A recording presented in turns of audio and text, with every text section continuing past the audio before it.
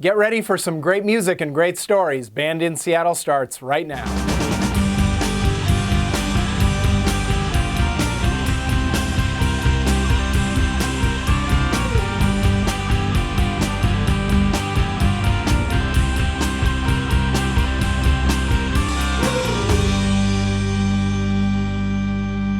Welcome to Band in Seattle. I'm Xander Denke, and with me is Abby Williamson, music writer, photographer, and video blogger, to talk about tonight's band, Posse.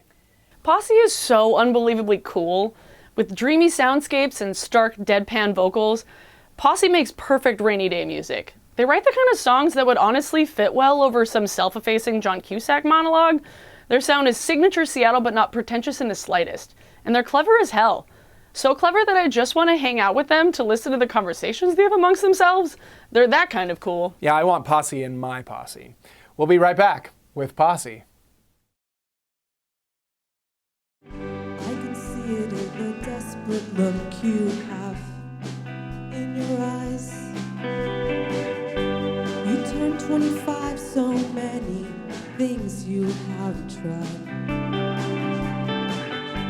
You said you thought I was boring. Maybe true. But maybe, baby, it's a different thing with you. You leave at different times, but end up in the same place. You claim to be different, baby, but you've got familiar ways. Interesting thing came to me because Sasha was complaining about how it seemed like every girl she dated went to men after her. To her that was a distressing thing. To me I was like, sounds like a thing to write a song about. So we wrote a song called Interesting Thing. Kind of this idea where, someone's dating you, they're sort of figuring out their sexuality, you're more of an interesting thing than a person. Maybe wrong. Be on to some. What else could be going on? And then I was sort of in this situation where I dated somebody who ended up being kind of a lesbian. So we wrote a song about that called Interesting Thing Number 2.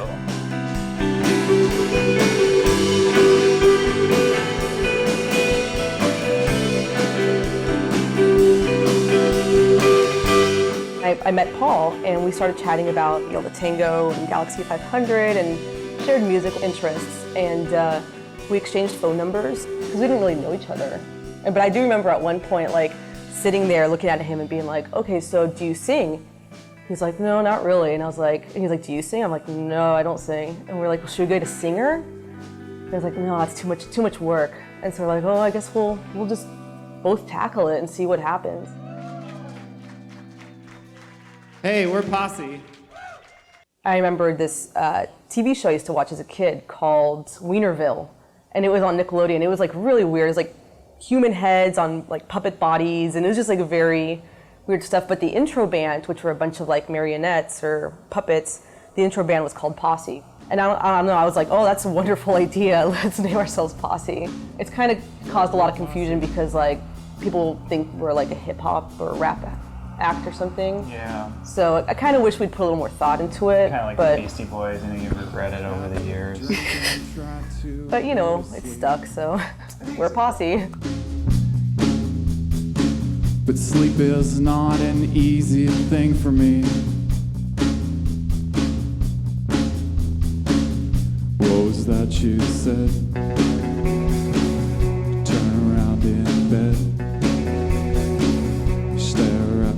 Face and say I don't know. So most of the songs I write aren't about anything, but Awake is about something. It's about insomnia from end to end. You keep me awake. You keep me awake. You keep me awake. Because so much of it does depend on getting the right groove. John and I really have to be locked into each other. And it's one of those songs where over time I've realized, if I close my eyes, chances are I can play it well. But if I have my eyes open, it's one of those things I have to like really just immerse myself in the drum beats and just really feel it. The pieces of my teeth inside my jaw. Pretty sure I screwed up on the Band in Seattle performance, but we'll check the tape on that. You did. I did? I really wanted John to play with brushes more. Right. And so I was like, I think maybe you proposed it or something, but it was to the point where I was like, that's it, I'm gonna buy him some brushes. So I like brought him brushes. I'm like, play with these brushes. So it's our first brushes song. I definitely remember getting the brushes and being a little upset about it. And then I think because of that, Awake definitely has a pretty big dynamic range where I was like, well, if you're gonna give me brushes, I'm gonna play the hell out of them.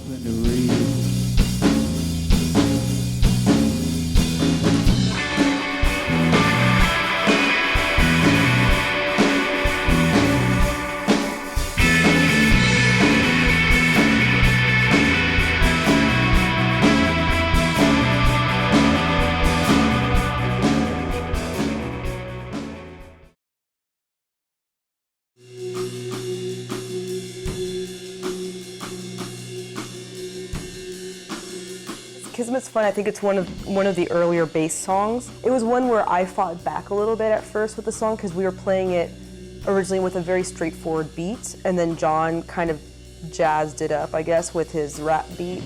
And I was really opposed to it. I was just like, yeah, it's interesting, but I feel like it's interesting just for the sake of being interesting. I don't know. I had some stupid argument against it. If she doesn't like a song, she'll like half-heartedly play it, and we'll be like, what's wrong, Sasha? Yeah, it's true.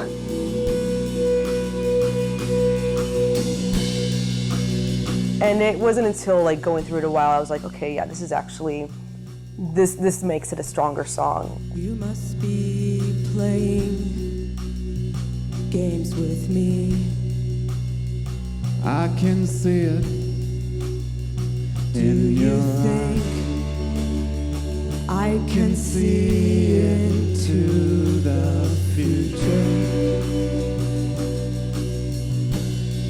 So like working with Sasha is like we have a sort of creative partnership and friendship kind of thing. I mean, Sasha was like the officiant at my wedding and stuff like that, so it's some real adorable going on.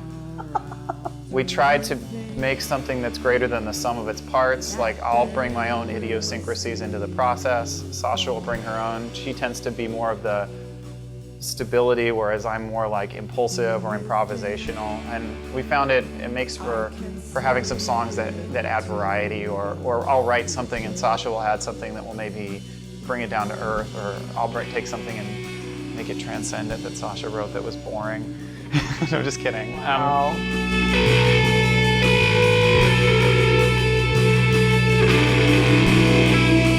think like the creative relationship in the band is one of its defining characteristics. It's one of the reasons we really like to do everything as a group, because we feel like the interplay between the members is a core aspect of what makes the band unique.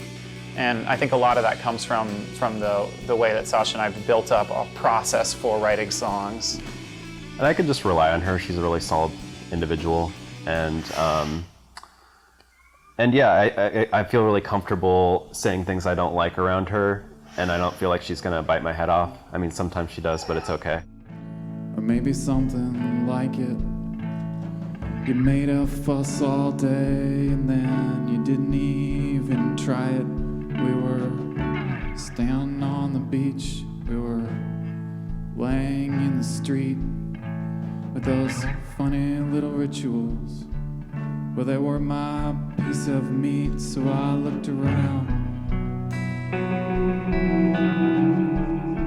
and I said I can't deliver.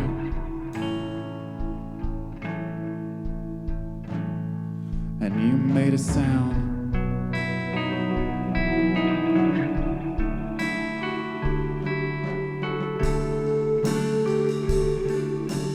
I personally, I really like Paul's voice. In fact, there will be times where we'll be writing a song, or I'll bring a chord progression and I'll be like, this is something that will definitely benefit your voice, or your voice is what's really going to make this idea work. I've never liked the real sing-songy, pretty voices. I like the more like kind of dry delivery.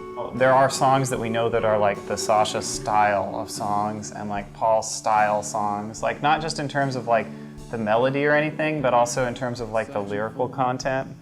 Like we used to always have like sort of like a moody Sasha song, that sort of thing. And it's gotten to the point where like I wrote a song a month ago for Sasha, so I totally wrote it on my own, sang it in what I thought was Sasha's register, and then gave it to Sasha, and Sasha sang it, and it was kind of interesting. It's really cool because I think it's the first time that like a song has been like 100% produced by one person, but it doesn't feel foreign to me. It's like, yeah, this feels natural. I'm not sure I can deliver.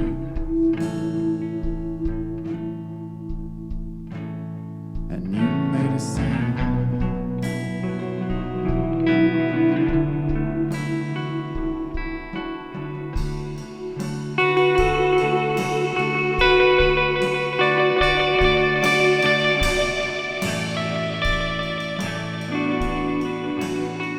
The album art of their latest release, Soft Opening, is a parody of a New Yorker cartoon.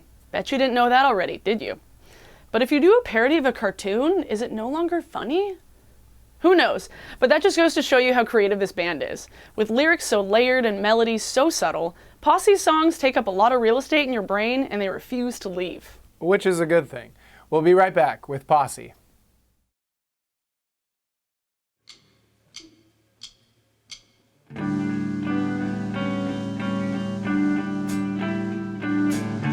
Shut Up. That one came about from us trying to write something maybe a little bit more ambitious.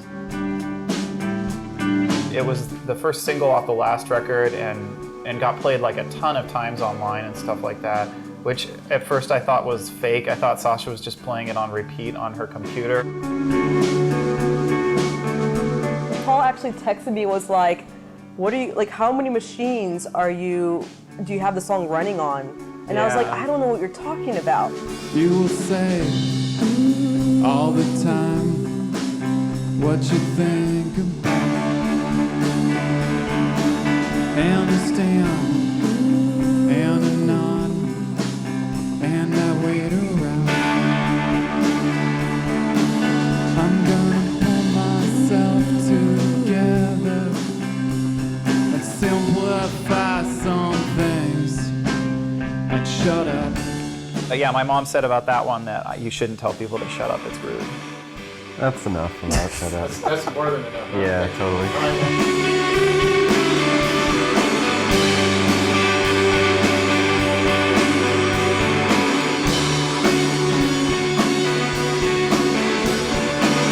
Paul's awesome.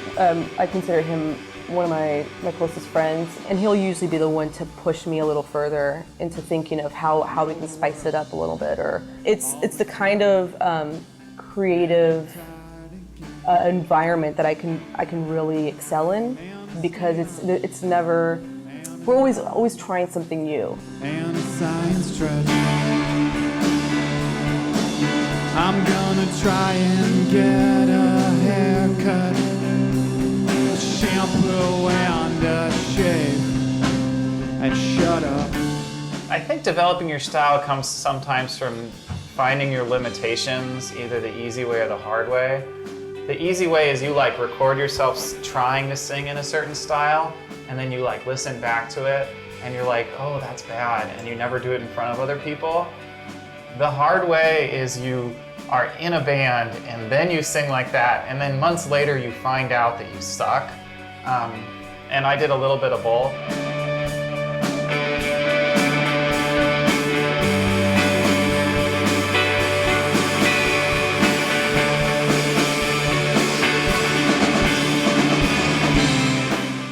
I guess I can't really remember being like crazy nervous at a show, which is weird because I would expect myself to be more like that, but I guess it never really bugged me that much. If anything, my problem is more that I'm not careful enough. I guess I have the opposite problem of being nervous at shows. It's just like I turn into kind of a motor mouth.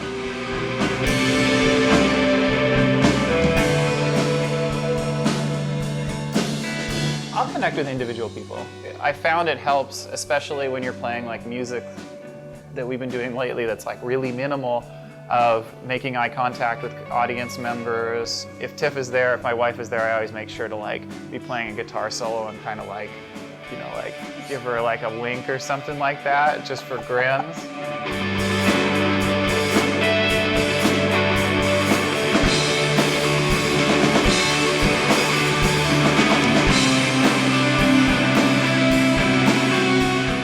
I found that every record we've done, now that we're working on a third one, we've sort of had to rethink the way that we write the songs. For example, on the first one, Sasha and I wrote the bulk of it sitting across from each other and just banging ideas off each other until we had a song. On Soft Opening, we found out that didn't work anymore, so we spent a lot more time jamming songs out and starting with very skeletal writing.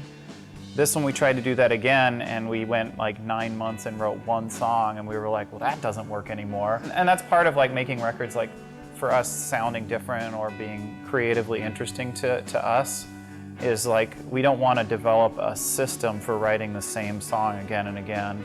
Instead, I want to like try to find ways that keep it creatively interesting. Because I mean, that's the most interesting thing to me about the band, is like it is like a creative output. I'm not here, I'm a drunk, and I'm on my own. You get up, put on your shoes, and you go on. I'm gonna watch you walk outside now, make us do.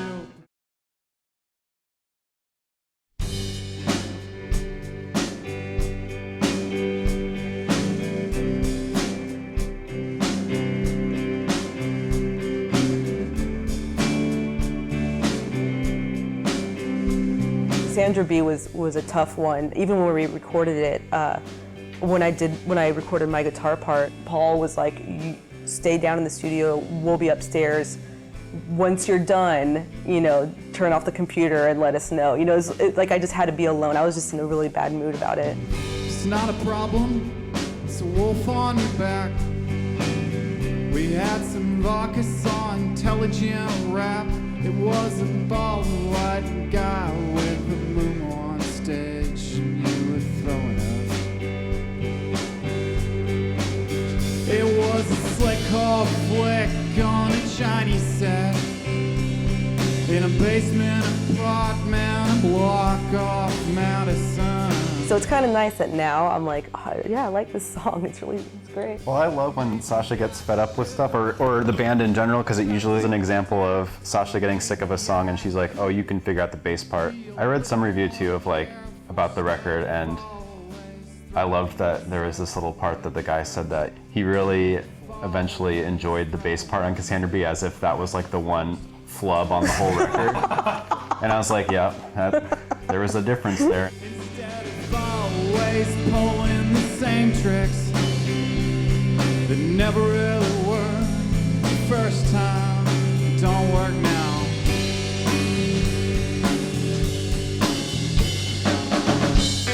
Sasha bought me my first drum set. It was $75. That's over here.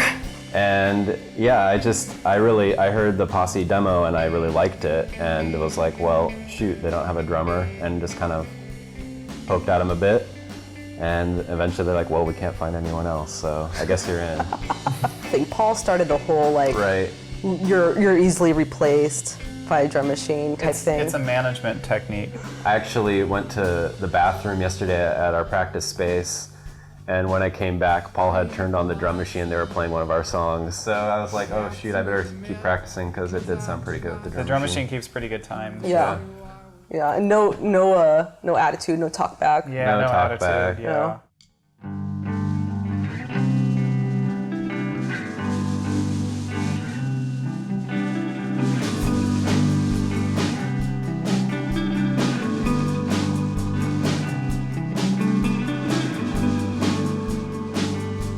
I might forget about every useful thing. I might ignore you when you want to hang around. I will agree with 9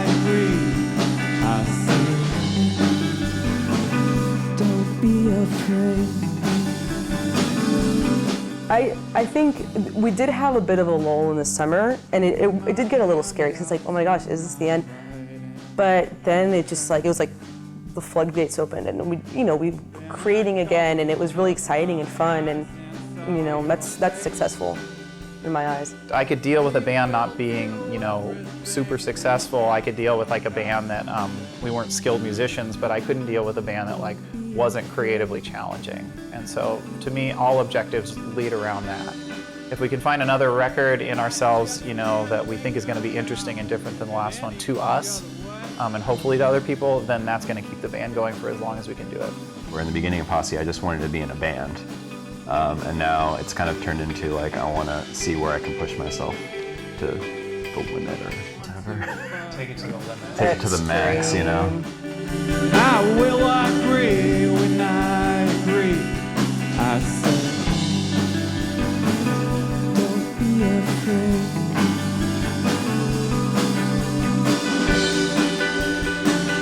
We just can't go about it any other way.